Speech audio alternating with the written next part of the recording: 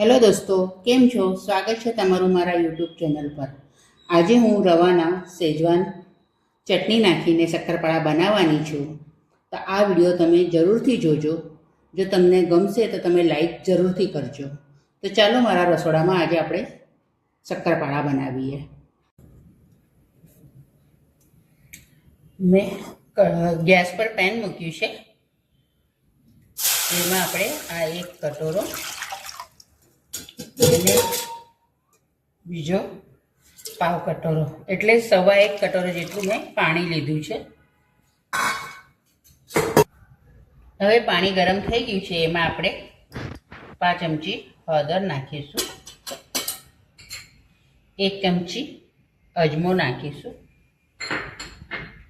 2 ચમચી જેટલા તલ નાખીશું, 5 ચમચી હિંગ નાખીશું,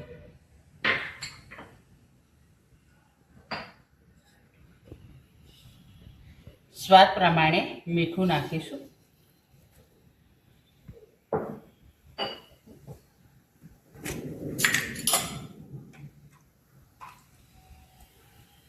ત્રણ ચમચી જેટલું આપણે ઘી નાખીશું,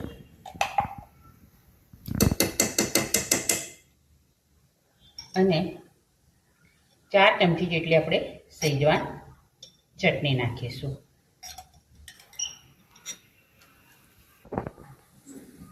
હવે આને આપણે હલાવીને ઉકળવા દઈશું. પાણી ઉકળી ગયું છે. હવે આપણે આમાં ધીરે ધીરે કરીને ઝીણો રવો નાખીશું.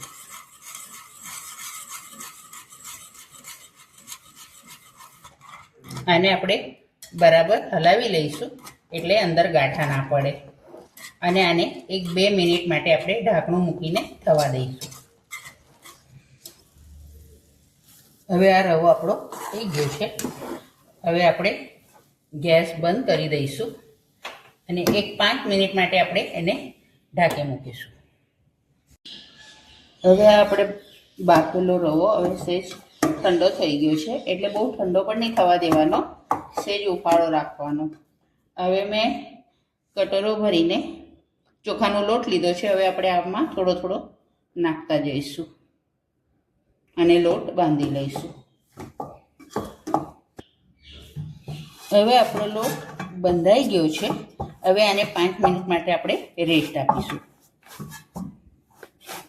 હવે એક નાનો લુવો લેવાનો, એમાં ચોખાના લોટનું અટામણ લેવાનું. હવે આનો રોટલો વણી લેવાનો.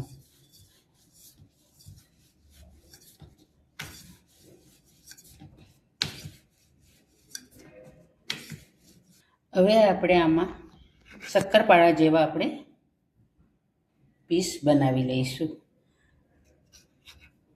આ કોર્નરનું બધું આપણે કાઢી નાખીશું.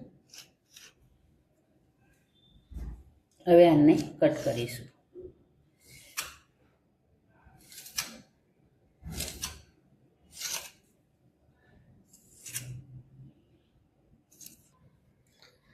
હવે તેલ ગરમ થઈ ગયું છે કે નહીં આપણે જોઈ લઈએ.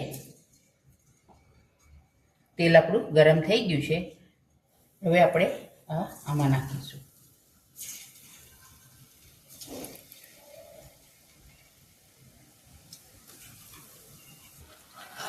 હવે આ રીતના ગોલ્ડન આપણા થવા જોઈએ. હવે આ થઈ ગયા છે. હવે આપણે આને કાઢી લઈશું.